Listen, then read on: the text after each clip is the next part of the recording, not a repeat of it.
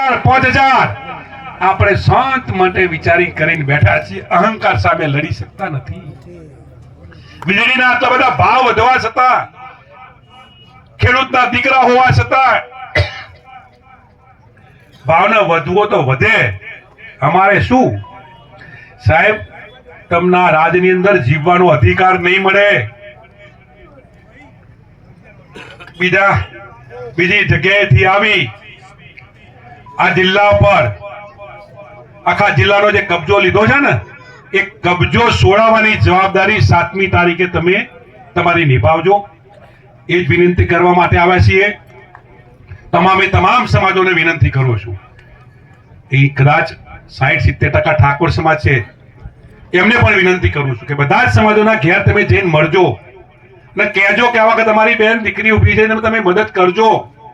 તાલુકા પંચાયત, જિલ્લા પંચાયત, વિધાનસભા જે આવશે ને, એમાં અમારી જ્ઞાનીબેન અમે બધા પાછા કહેવા આવશું કે આ વખત જે આવે એને મદદ કરજો.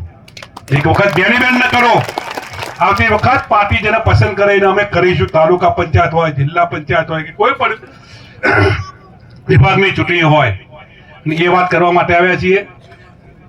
જ્ઞાનીબેનને ચૂંટણી જીતાડવી છે ને ભાઈ. ટોળું કરવાથી ચૂંટણી નહીં જીતાય. આજથી જ તમે કોમે લાગી જજો કે તમારા બૂથનું મતદાન 95% કઈ રીતે કરવું છે.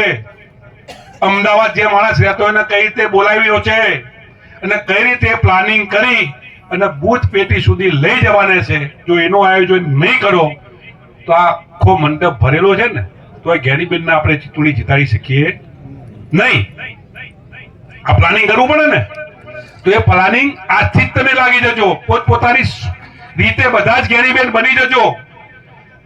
15 તારીખે અહીંથી સૌથી નજીક તમારે પડશે. કહેવા આવ્યા છીએ આજે કે કેવાક જ્ઞાનીબેન તમને સાધન મોકલે કે ના મોકલે, કેવાક તમને કોઈ ફોન કરે કે ના કરે, પોતાની ફરજ સમજીને 10 વાગે આખું પાલનપુર ઉભરી જવું પડે અને બધાને ખબર પડે કે આ જ્ઞાનીબેન એક સમાજની નહીં, 18 સમાજની આગેવાન છે, 18 સમાજનો ઉમેદવાર છે.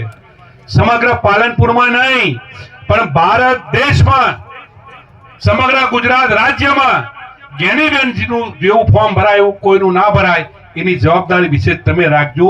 એ વાત કરવા માટે તમારી સમક્ષ અહીં આવ્યા છીએ. ત્યારે અહીં બોલાવી 2 શબ્દ બોલવાની તક આપી એ બદલ આપ સૌનો ખૂબ ખૂબ આભાર માની મારી વાત પૂરી કરું છું. ભારત